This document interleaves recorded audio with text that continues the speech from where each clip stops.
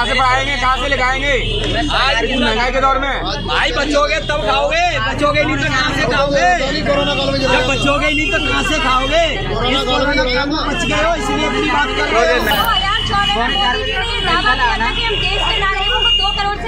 2014 में मैडम ये पता चला था कि कोरोना आएगा। 2014 में ये पता था कोरोना काल आएगा। आदमी जान बचा रहा था, जब बचाई है मोदी जी ने, जो जनता बची है। अब क्या करें? कोरोना काल में खाने पड़ गए। बताओ 10 रुपया ले ले, हमें चाय कितनी है तुम बताओ? चाय कितने? तुम ये चाहते हो तालिबान हिंदुस्तान पर राज्य कर ले? नहीं, हम ना चाहते हो, हम तो ना चाहते हो। 25-30 रुपया लीटर पेट्रोल है तो भी नहीं देश बचा पाए। मैं बता रहा हूँ महंगाई बढ़ रही है, लेकिन देश भी बच रहा है, देश भी बच रहा है। आज आदमी भी मर रहा है, मरना कोरोना काल भी मर रहा है। कोरोना काल में हाहाकार मची थी, कैसे ही बच जाए। 1 करोड़ वैक्सीन लगवा रही है जान बचाने के लिए। अगर कोई और होती नहीं, कितने लाख लोग मरे हैं, करोड़ों की संख्या मरे हैं। चीन में अमेरिका जैसा हिल गया था, ये हिंदुस्तान है जिसमें अपने फिर तैयार हो रहा है। 5 रुपए देख लो, देश क्या है? 200 रुपए रोज कमा रहा हूँ, चला रहा हूँ, बताओ मैं क्या करूँ? बच्चों को क्या खिलाऊं मैं? मोदी योगी कोई भ्रष्टाचार नहीं है। ये पेट की भूखे में मिलेगी, एक मिनट पेट की भूखे में देगी। आपको क्या होता है? भूखे मरने से तो अच्छा है, गोली डायरेक्ट मारती तो है, लेकिन भूखा नहीं मर रहा है, तड़पा के मारती है। जो आप रो रहे हो मानता हूँ, वही है, मानता हूँ। देश चलाने के लिए महंगाई करनी पड़ती है, कंट्रोल होगा। ये कह रहे हैं कोई अटैक नहीं हुआ, करने की जरूरत नहीं पड़ी, इतने मरे हैं। तालिबान से भूखे मर रहे हैं, फ्री में सारी चीजें कर दे। तालिबान ने मरे जा रहे हैं। मोदी योगी जी पे भरोसा रखिए, मोदी योगी नहीं सब जनता को देती है। वही तक मेरे बीवी में बच्चे मर जाएंगे अगर जब तालिबानी देश में राज्य कर लेगा तुम क्या करोगे? तालिबानी देश में राज्य कर लेगा तुम क्या करोगे? दूसरे की गुलामी करो। तुम्हें तो गुलामी करने का वो है, पहले अंग्रेजों ने करे, अब तालिबान कर लेंगे। जब तुम्हारी दीवार मजबूत नहीं होगी, काय के लिए वो कर रहे हैं? तुम्हें जाकर तेल महंगा लग रहा है, 200 रुपए किलो तेल दे रही है, ठीक है? वो रिक्शा वाला बेचारा सुबह से शाम तक 200 रुपया किलो पैरों से रिक्शा चला रहा है। अब बताओ वो सरकार राशन जो दे रही है वो दे कहाँ से रही है? मजदूर का खून चूस रहा है ना, मजदूर का खून चूसा जा रहा है। नहीं चूस रहा है, जो 200 रुपए किलो तेल हो गया निकाला तो मंडी जा रहा है। नमस्कार, मैं रवीश कुमार। किसी दौर में यह बात रही होगी कि महंगाई के सभी विरोधी होते होंगे, लेकिन इस दौर में यह बात सही नहीं है। महंगाई चाहे जितनी बढ़ गई हो, लेकिन यह मानना गलत है कि सभी एक स्वर से महंगाई के विरोध में हैं।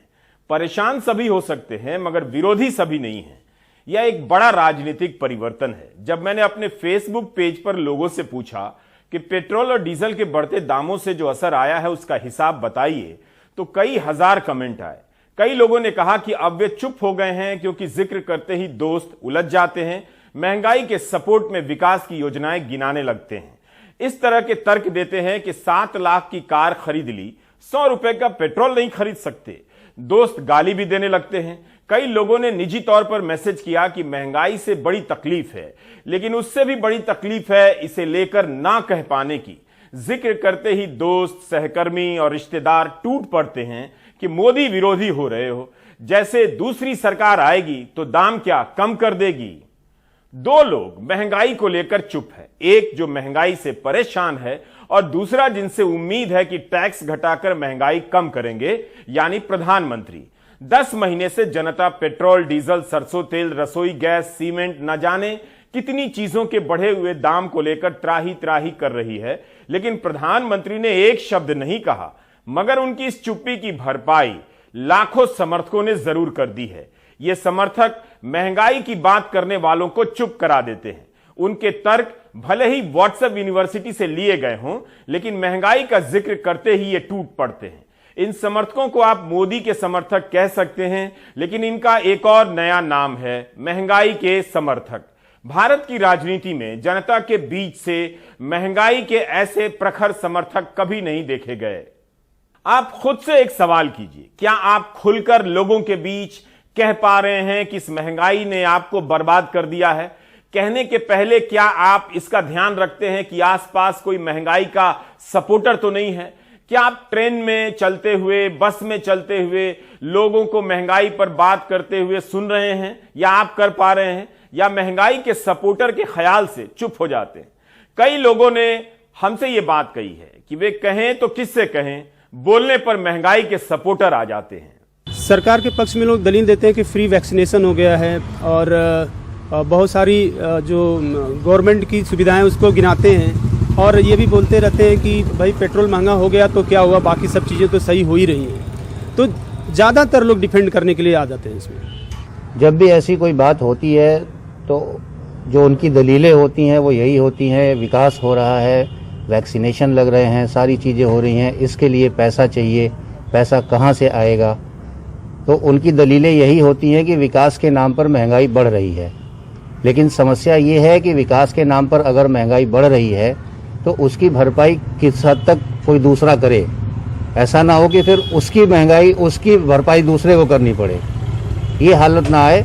बाकी समय खराब हो तो सबको थोड़ा बहुत उसमें अपना कंट्रीब्यूशन करना चाहिए, लेकिन इतना ना हो कि फिर वो किसी और लायक ना रहे। सबसे बड़ी बात है कि जब कांग्रेस सरकार थी तो यही बीजेपी वाले प्रतिदिन पी चिदम्बरम को कालिक पोतते थे और इनका पुतला फूंकते थे। आज बीजेपी वालों की महंगाई नहीं दिखाई दे रही है। प्रतिदिन 35 पैसे 25 पैसे पेट्रोल डीजल के दाम बढ़ रहे हैं, हर महीने गैस के दाम बढ़ रहे हैं। उसके अलावा ये जब इनसे पूछा जाता है कि महंगाई क्यों बढ़ रही है तो ये बता रहे हैं कि विकास हो रहा है, कोविड शील्ड लग रहा है, लोगों की सुरक्षा बढ़ाई जा रही है। लेकिन उनको महंगाई के बारे में कभी नहीं बताते कि महंगाई बढ़ रही है। महंगाई से आम जनता, जो कि भारत में 70 से 75 जनता गरीब है, वो महंगाई के इस महामारी में वो क्या तंग आ चुकी है और शहर में देखा जा रहा है कि दिवाली फीकी पड़ रही है। 2010 में आई फिल्म पीपली लाइव का गाना महंगाई डायन खाए जात है हर राजनीतिक रैलियों में बजने लगा था। 2013 में एक और फिल्म आ गई, सारे जहां से महंगा। क्या आज ऐसी फिल्म आ सकती है, बन रही है? इस फिल्म का प्रमोशन तारक मेहता का उल्टा चश्मा ने भी किया था। तारक मेहता का उल्टा चश्मा शो के 7 साल पुराने वाले एपिसोड देखिए, उसमें महंगाई के कई प्रसंग हुआ करते थे। सोडा की दुकान पर जमा हुए किरदार महंगाई की ही बातें करते थे। सब्जी के ठेले पर महिलाएं जो किरदार थीं, सब्जी के बढ़ते दामों पर कमेंट किया करती थीं।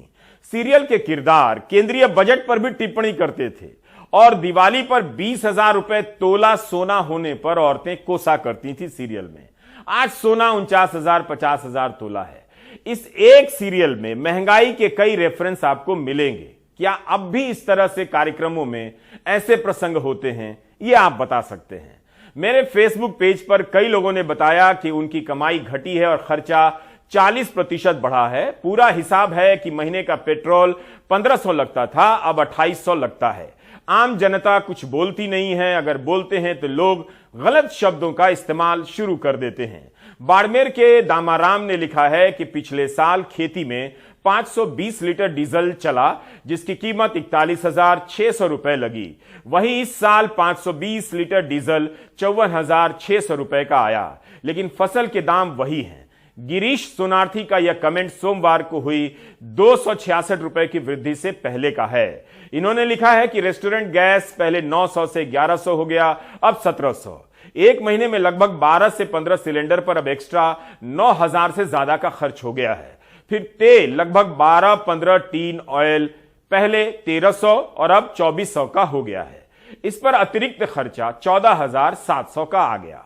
पेट्रोल पर लगभग 4-5 हजार एक्स्ट्रा हो रहा है। इस महीने प्रॉफिट 0 पर आ गई है। मंगलातो प्रजापति ने लिखा है कि सर जी, मैं एक मैकेनिक हूं और अपनी दुकान से 8 किलोमीटर दूर रहता हूं।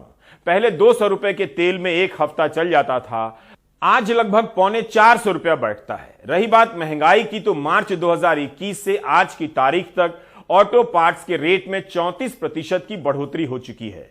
इसका सीधा असर आम उपभोक्ताओं पर पड़ता है, जिससे जीवन की गाड़ी खींचना मुश्किल हो रहा है। पहले मैं अपने बच्चे को प्राइवेट स्कूल में पढ़ाया करता था, जो कि अब बजट इतना रहा नहीं, अतः नाम कटाकर सरकारी स्कूल में डालना पड़ा।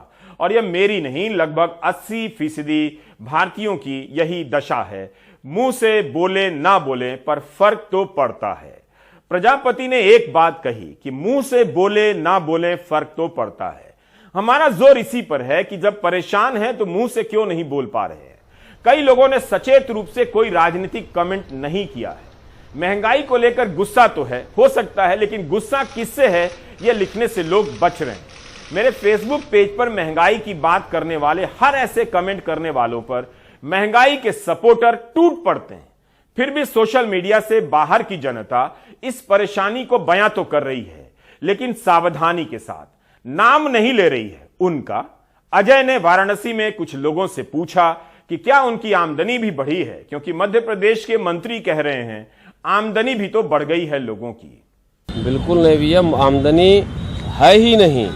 पिछले 2-3 वर्षों के अपेक्षा हम लोग 40 से 50% नीचे में काम कर रहे हैं। कोई काम नहीं है, कोई आमदनी नहीं है, महंगाई अपने चरम पे है। ये हाँ, मध्यम वर्गों के लिए तो बहुत ही समस्या का समय है कि आमदनी को लेकर के हम लोगों का मजाक उड़ा रहे हैं कि आमदनी बढ़ी है। हम लोग ट्रैवल ट्रेड से जुड़े हुए हैं, आमदनी 0 के बराबर है। तो अभी कैसे खर्चा चल रहा है? आप ट्रैवल से हैं? बिल्कुल, किसी तरीके से अगर पिताजी की पेंशन न हो तो हम लोगों का खर्चा चलना एकदम से दुभर हो गया है। उनकी पेंशन से ही खर्चा चल रहा है। मेरी आमदनी 0 ही हो गई। आज का दशा ये है कि हम लोग अपने बिजनेस से कोई घर का राशन वासन नहीं कर पाते हैं, हमारे स्टाफ की सैलरी सही से नहीं दे पाते हैं। हमें तो बाज़ार में कुछ ऐसे लोग हैं जो पैसा देते हैं ब्याज पे, तो उससे दे के तो हम लोग अपनी गाड़ियों में कुछ आगे पीछे कर रहे हैं कि कल का दिन अच्छा होगा। एक इस सरकार से उम्मीद थी, जो उम्मीद थी वो उम्मीद पिछले सरकार से ज़्यादा ही टूटता जा रहा है। और हमें उम्मीद नहीं लगता है कि अब कोई हमारे लिए कुछ सोचने वाला कोई सरकार है जो मध्यम वर्ग के बारे में सोचे। मंत्रियों नेताओं की बढ़ी होगी भाई, हम लोगों की तो कुछ नहीं बढ़ी है। हम लोग तो निहंग के निहंग हैं। जो प्रचंड मत और समर्थन दिया गया उसकी कीमत चुका रहे हैं, जो वसूली जा रही है हम लोगों से। कहीं कुछ नहीं पड़ा? कुछ नहीं। और कुछ मतलब ये भी नहीं कि कोई रोज पेट्रोल भराने में प्राण निकलता, क्या स्थिति होती है? खाली पेट्रोल को ही क्यों लेते हैं? खाने की चीजें, कोई चीज सस्ती हो तो आप बताइए मुझे। सब महंगी है, सब महंगी। सरसों का तेल 200 रुपये से ज़्यादा हो गया, रिफाइंड हो गया, सब्जियां दुगनी तिगने दामों पर मिल रही हैं। नंगा आदमी खाएगा क्या और निचोड़ेगा क्या? बहुत बुरी स्थिति, बहुत बुरी स्थिति है। महंगाई के कारण लोग प्राइवेट स्कूलों से बच्चों के नाम कटाकर सरकारी स्कूल में डाल रहे हैं। फीस न दे पाने के कारण ऐसा करना पड़े, यह कितना अपमानजनक है। महंगाई के कारण छोटे बच्चों को अपने पुराने दोस्तों से बिछड़ना पड़ रहा है। महंगाई ने उनका स्कूल ही बदलवा दिया। डीजल के कारण किसानों की बुवाई 10 से 15 हजार महंगी हो गई। दाम तो मिलने से रहे, आने वाले समय में भयंकर घाटा उनका इंतजार कर रहा है। महंगाई के असर को हमेशा राजनीतिक समर्थन के घटने बढ़ने से नहीं देखा जाना चाहिए। देखना चाहिए कि लोग इस वक्त किन अनुभवों से गुजर रहे हैं। एक दिन में व्यावसायिक सिलेंडर 266 रुपया महंगा हो गया। लाखों छोटे दुकानदारों पर दबाव है कि दाम बढ़ाएंगे तो कस्टमर चले जाएंगे, नहीं बढ़ाएंगे तो वही चले जाएंगे। लोग खुद को असहाय बता रहे हैं, अपील कर रहे हैं, लेकिन आक्रोश जाहिर करने से बच रहे हैं। सर बहुत हम लोग तो बीजेपी के कट्टर सपोर्टर हैं। कोई कुछ बोल देता था तो बहुत ज़्यादा लगता था। खासकर माननीय मोदी जी से मेरा ये कहना है कि मतलब हम लोगों के मन को चेंज होने से प्लीज़ रिक्वेस्ट है हाथ जोड़ के कि हमारे मन चेंज हो, हमारे पूरे परिवार को। इस समय इतनी ठीक है, कोरोना में आपने बहुत कुछ किया, लेकिन हम लोग जिंदा रहें उसके लिए कमाना ज़रूरी है। चीज़ें जो तेल बढ़ रहा है, गैस बढ़ रही है, पेट्रोल बढ़ रहा है, इसके बिना तो हो ही नहीं सकता, काम ही नहीं हो सकता। की महंगाई की वजह से हम लोग कुछ नहीं कर पा रहे हैं। समझ में आ रहा करे तो करे क्या, कस्टमर को कैसे दें, कैसे क्या करें। कस्टमर कहता है हमको सस्ता चाहिए, हमको महंगा मिलता है हर एक चीज़, तो हम करें क्या इसके लिए बताइए। सरकार के सामने असहाय बताने वाले, अपील की मुद्रा में खड़े ये लोग चाहते हैं कि आक्रोश का प्रदर्शन विपक्ष करे। एक तरह से आक्रोश की आउटसोर्सिंग करना चाहते हैं। महंगाई को लेकर अलग अलग विपक्षी दलों ने कई प्रदर्शन भी किए, तब भी लोगों का मानना है कि विपक्ष ने कुछ नहीं किया है। अगर विपक्ष कुछ नहीं करेगा तो क्या सरकार पेट्रोल के दाम 118 रुपए लीटर कर देगी? भोपाल वाले तो कम से कम जवाब दे दें। पेट्रोलियम मंत्री कई बार कह चुके हैं कि पेट्रोल और डीजल पर से टैक्स कम नहीं हो सकता क्योंकि मुफ्त टीका दिया जा रहा है। मंत्री जी यह नहीं बताते कि टीके का बजट क्या है, पेट्रोल और डीजल से कितना टैक्स वसूला गया है और उसका कितना हिस्सा टीके पर खर्च हुआ है। सरकार तो यह भी नहीं बताती कि कितने लोगों ने पैसे देकर टीके लगवाए हैं और इसकी कुल राशि क्या है। मंत्री जी का यह बयान जॉर्ज ऑरवेल के उपन्यास 1984 के एक प्रसंग से मिलता है। इस उपन्यास की एक पंक्ति का जिक्र सुप्रीम कोर्ट ने अपने फैसले में भी किया। 1984 उपन्यास में ओशिनिया के नागरिकों को टेलीस्क्रीन के जरिए सूचना दी जाती है। भारत में आप टेलीस्क्रीन को गोदी मीडिया और व्हाट्सएप यूनिवर्सिटी में चल रहे तमाम संदेशों को कह सकते हैं। जॉर्ज ऑरवेल लिख रहे हैं और आपको सुनकर लगेगा कि अरे ये तो 70 साल में कुछ नहीं हुआ वाला लॉजिक है, कहीं यहीं से तो नहीं लिया गया है, क्या पता।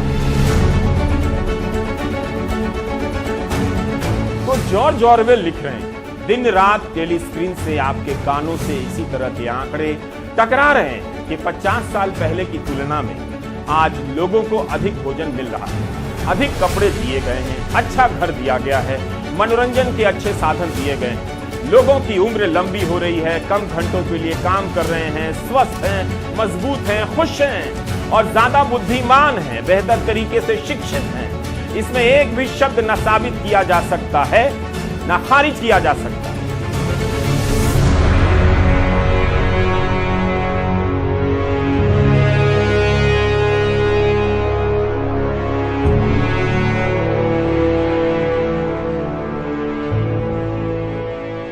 इस तरह के आंकड़ों से पब्लिक स्पेस को भर दिया गया है। इनके बीच पेट्रोल और डीजल से त्रस्त जनता की आवाज दब सी गई है। दाम बढ़ने के समर्थन में अजीब अजीब तर्क दिए जा रहे हैं। महंगाई के सपोर्टर चलते फिरते टेलीस्क्रीन बन गए हैं। वे कुछ बड़बड़ाते हैं कि मुफ्त अनाज मिल रहा है, मुफ्त टीका मिल रहा है, मुफ्त बीमा मिल रहा है, वगैरह वगैरह। इसी देश में करोड़ों लोगों को पोलियो का टीका मुफ्त मिला। सबको लगने वाले टीके मुफ्त ही लगते हैं। 2018 की एक खबर है टेलीग्राफ की। मूर्ति पर 3000 करोड़ खर्च करने वाली सरकार पोलियो के टीकाकरण के लिए अंतर्राष्ट्रीय दानदाताओं से 100 करोड़ मांगेगी। मीडिया रिपोर्ट है कि भारत मनीला स्थित एशियन डेवलपमेंट बैंक और बीजिंग स्थित AIIB से करीब 14,000 करोड़ का ऋण लेने जा रहा है। सरकार टीका के लिए लोन भी ले रही है। टीका के नाम पर पेट्रोल डीजल पर आपसे टैक्स भी ले रही है। इससे अच्छा होता सभी पैसे देकर ही टीका लगा लेते। सरकार यह भी नहीं बताती कि कितने लोगों ने पैसे देकर टीका लगवाया। हम जैसों ने पैसे दिए हैं मगर गिनती में है ही नहीं। इस लोन की क्यों जरूरत पड़ी? यह सवाल इसलिए पूछ रहा हूं क्योंकि मॉनसून सत्र में पेट्रोलियम राज्य मंत्री रामेश्वर तेली ने संसद में बताया है कि 2019-20 में पेट्रोल और डीजल से टैक्स के रूप में 1,78,000 करोड़ रुपया आया। 2020-21 में 3,35,000 करोड़ हो गया। एक साल में 88% की वृद्धि होती है। फिर भी सरकार टीके के लिए लोन ले रही है। महामारी से पहले 2018-19 में उत्पाद शुल्क से 2,03,000 करोड़ जमा हुए। इंडियन एक्सप्रेस ने आज संपादकीय में लिखा है कि 2 साल में पेट्रोल और डीजल से ज्यादातर जमा होने वाला उत्पाद शुल्क उसमें 79% की वृद्धि हुई है। इस साल अप्रैल से लेकर सितंबर के बीच 1,71,684 करोड़ जमा हुए हैं। 2 साल पहले इसी अप्रैल से लेकर सितंबर के बीच पेट्रोल और डीजल से 95,930 करोड़ उत्पाद शुल्क के रूप में जमा हुआ। 2018 की तुलना में 2020 में हवाई जहाज के ईंधन से जमा होने वाला उत्पाद शुल्क घट गया। 2540 करोड़ से घटकर 779 करोड़ हो गया। अगर आप महंगाई से ज्यादा महंगाई के सपोर्टर से परेशान हैं, कोई बात नहीं। जब भी महंगाई के सपोर्टर चुप कराने आए तो बस इतना याद कीजिए कि क्या कभी आप उनके साथ अन्य मुद्दों पर दूसरों को चुप कराया करते थे? अगर इसका जवाब हां में है तो महंगाई के सपोर्टरों का फूलों की माला पहनाकर स्वागत कीजिए, क्योंकि वो आपके ही जैसे हैं। सरकार का भी महंगाई के इन सपोर्टरों का सम्मान करना चाहिए। ये अगर नहीं होते तो विपक्ष से पहले जनता आज सड़क पर होती। इस महंगाई ने गरीबी पैदा की है तो क्या हुआ? इसने महंगाई का सपोर्टर भी पैदा किया है। दोनों चीजें हुई हैं। पॉजिटिव देखिए, लोकतंत्र ऐसे ही बर्बाद नहीं होता है, बहुत मेहनत लगती है। आप ब्रेक ले लीजिए।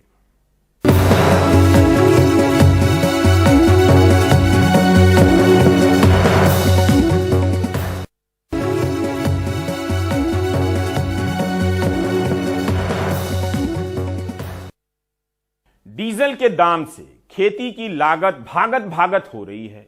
यह तय है कि इस बार उसकी लागत नहीं निकलेगी। किसानों की इस परेशानी में डीएपी खाद भी जुड़ गया है। रवीश रंजन की इस रिपोर्ट को ना तो मिडिल क्लास देखने वाला है ना किसान।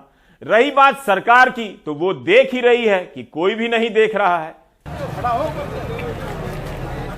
ये मंगलवार को झांसी के मऊरानीपुर की तस्वीर है। डीएपी खाद लेने के लिए किसान सुबह से ही सहकारी समिति के बाहर लाइन में लग जाते हैं। इंतजार घंटों करना है, लिहाजा लंबी कतार में किसान एक तरफ बैठे हैं और महिलाएं दूसरी तरफ। बीते 15 दिन से ऐसे ही हालात हैं। यहाँ पे लगभग 15 दिन से डीएपी खाद को लेकर हाहाकार मचा हुआ है। किसानों के खेत सूख रहे हैं और यहाँ पर आज जो हम सुबह 9 बजे यहाँ खड़े हैं, यहाँ पे लगभग 2-3 हजार किसानों की लाइन लगी। किसानों के खेत सूख रहे हैं, किसानों को खाद मिल नहीं रही है। लेकिन दिल्ली के उर्वरक मंत्रालय के मुताबिक डीएपी खाद की देश भर में कोई कमी नहीं है। मंत्रालय के आंकड़ों के मुताबिक नवंबर में डीएपी खाद की खपत का अनुमान 17 लाख टन था। उसके मुकाबले उत्पादन 18 लाख टन हुआ। वहीं एनपीके खाद की अनुमानित डिमांड 15 लाख टन थी, जबकि उत्पादन 30 लाख टन हुआ। मेरी सभी किसान भाइयों को प्रार्थना है कि सरकार ने नवंबर महीने में जरूरियात से अधिक खाद उपलब्ध कराने का प्रबंध किया है। इसलिए खाद नहीं मिलेगी ऐसी अफवाह में न आके खाद का संग्रह न करें। कई राज्यों की ओर से मुझे सूचना मिली है, कालाबाजारी कई लोग कर रहे हैं। मैंने सभी राज्यों को निर्देश दिया है कि कालाबाजारी करने वाले लोगों के सामने कड़क से कड़क कार्यवाही करें। लेकिन मंत्री जी के बयान से एक अलग आंकड़ा ये भी है कि विश्व बाजार में खाद के दाम लगातार बढ़ने के चलते कंपनियों ने खाद की खरीद कम की है। इस साल 30 सितंबर तक जहां डीएपी खाद का भंडारण 20 लाख टन था, वहीं पिछले साल 50 लाख टन रहा था। इस साल 30 अक्टूबर तक डीएपी खाद का भंडारण जहां करीब 14 लाख टन था, वहीं पिछले साल अक्टूबर में इससे कहीं ज्यादा करीब 44 लाख टन था। हालांकि अब सरकार लगातार डीएपी की जगह किसानों से एनपीके और एसएस खाद का प्रयोग करने को भी बोल रही है। लेकिन मटर, सरसों, आलू, गेहूं जैसी फसलों पर जब किसानों की लागत लगातार बढ़ रही हो, तो ऐसे वक्त डीएपी खाद को छोड़कर वो दूसरी खाद पर इतनी जल्दी कैसे भरोसा कर सकता है। हमारे मंत्री और अधिकारी को शायद अपने डेटा पर ज्यादा और किसानों की शिकायत पर कम भरोसा है। इसी के चलते उर्वरक मंत्री बीते कई दिनों से एक ही बात कह रहे हैं कि इस देश में डीएपी खाद की कोई कमी नहीं है, और इसके पीछे वो कुछ डेटा भी दिखाते हैं। लेकिन जब उनसे पिछले साल के मुकाबले इस साल डीएपी खाद का भंडारण कम क्यों है, इस पर सवाल किया जाता है, तो वो चुप्पी साध जाते हैं। दिल्ली से रवीश रंजन शुक्ला, एनडीटीवी इंडिया। क्या हिमाचल में सेब उगाने वाले किसानों ने बीजेपी को हरा दिया, तो कर्नाटक में एक मराठा उम्मीदवार लिंगायत बहुल इलाके से कैसे जीत गया? बिहार में फिर क्या हुआ? उपचुनावों का विश्लेषण जरूरी है ताकि राजनीतिक परिवर्तन के भ्रम को सब अपने अपने हिसाब से स्वीकार कर सकें और 120 रुपए लीटर पेट्रोल खरीदने के लिए खुद को तैयार कर सकें। हिमाचल प्रदेश के सर्द होते मौसम को उपचुनावों के नतीजों ने गरमा दिया है। राज्य में सत्तारूढ़ बीजेपी चारों उपचुनाव हार गई है। फतेहपुर, अर्की और जुब्बल कोटखाई विधानसभा उपचुनाव तो बीजेपी हारी ही, पूरा जोर लगाने के बावजूद मंडी लोकसभा सीट भी हार गई। कांग्रेस नेता और पूर्व मुख्यमंत्री वीरभद्र सिंह की इस परंपरागत सीट से उनकी पत्नी प्रतिभा सिंह ने जीत हासिल की। जो पिछले कांग्रेस की सरकार ने काम किया है, उसी के आधार पर लोगों ने वोट दिया। जहां तक विपक्ष की बात है, आज आप देख रहे हैं नरेंद्र मोदी जी ने बहुत से आश्वासन पिछले चुनाव में दिए थे हमारे नौजवान युवाओं को कि मैं 2 करोड़ बच्चों को 1 साल में जॉब दूंगा। तो 7 साल हो चुके, कोई ऐसा जॉब की उपलब्धि उनको नहीं हुई है। और उसी तरह से जो महंगाई दिन प्रतिदिन बढ़ रही थी, इसका रोष भी लोगों में था और लोगों ने इन सब बातों को ध्यान में रखते हुए अपना जनादेश। उधर बिहार की 2 विधानसभा सीटों पर नीतीश के वजूद को चुनौती थी, तो आरजेडी को अपनी वापसी की उम्मीद। जेल से रिहा होने के बाद लालू यादव पहली बार चुनाव प्रचार कर रहे थे। कुशेश्वर स्थान और तारापुर सीट पर उनकी पार्टी आरजेडी ने पूरा जोर लगा दिया, लेकिन जीत जेडीयू को मिली। ये आप जान लीजिए, जो प्रतिपक्ष हैं उनके पास कोई मुद्दा नहीं है। मुद्दा कोई है नहीं, मुद्दा भी नहीं। हर मुद्दे को हम लोगों ने एक मजबूत विपक्ष होने के नाते हम लोगों ने चुनाव में लेकर के गए। ऐसा मुकाबला किया कि जो मंत्री सत्ता में बैठे हैं उनको भी जो है डोर टू डोर मंत्रियों को कैंप करके डोर टू डोर उन लोगों ने कैंप किया, और हमारे पास तो खोने के लिए कुछ नहीं था। पश्चिम बंगाल में चुनाव के नतीजे उम्मीद के मुताबिक ही रहे। सत्तारूढ़ तृणमूल कांग्रेस ने दिनहाटा, गोसाबा, खरदा और शांतिपुर विधानसभा उपचुनावों में भारी मतों से विरोधी दलों को धूल चटा दी। ये जीत वॉज एक्सपेक्टेड। हम अच्छा से चुनाव लड़े, अच्छा से जीते, और बीजेपी जितना पीछे जाएगा वो लोकतंत्र के लिए भला होगा। पेट्रोल डीजल का इफेक्ट पड़ा है इलेक्शन? जरूर। लोग बहुत नाराज हैं बीजेपी पर, मोदी पर, उनको सरकार पर, इसी का प्रभाव दिखाई देता है। बीजेपी के लिए राहत भरी खबर मध्य प्रदेश और असम से आई। मध्य प्रदेश में बीजेपी ने 4 में से 3 सीटों पर जीत हासिल की और 1 सीट कांग्रेस के खाते में गई। केंद्र सरकार ने, आदरणीय मोदी जी ने जो विकास के काम किए, उनको लोगों का आशीर्वाद उन कामों को मिल रहा है। हमने भी प्रदेश में भारतीय जनता पार्टी की सरकार ने विकास और जन कल्याणकारी योजनाएं जो लागू की है आम जन के लिए, समाज के हर वर्ग के लिए, तो जनता का प्यार और आशीर्वाद मिल रहा है। उधर असम की 5 विधानसभा सीटों में से 3 पर बीजेपी और 2 पर उसके सहयोगी दल यूपीपीएल ने जीत हासिल की। राजस्थान में सत्तारूढ़ कांग्रेस ने दोनों सीटों पर जीत हासिल कर ली। हरियाणा की एलनाबाद सीट से जीते अभय चौटाला ने एनडीटीवी से कहा कि विपक्ष को साथ आना होगा और उनकी जीत किसानों की जीत है। अगर इनके साथ लड़ना है तो पूरे विपक्ष को इकट्ठा होना पड़ेगा। 5 राज्यों में होने वाले विधानसभा चुनावों से 4 महीने पहले इन उपचुनावों के नतीजों से साफ है कि विपक्ष की चुनौती कम नहीं हुई है। Bureau report, NDTV India. आप सभी को धनतेरस और दीपावली की शुभकामनाएं। आप देख रहे थे प्राइम टाइम। नमस्कार।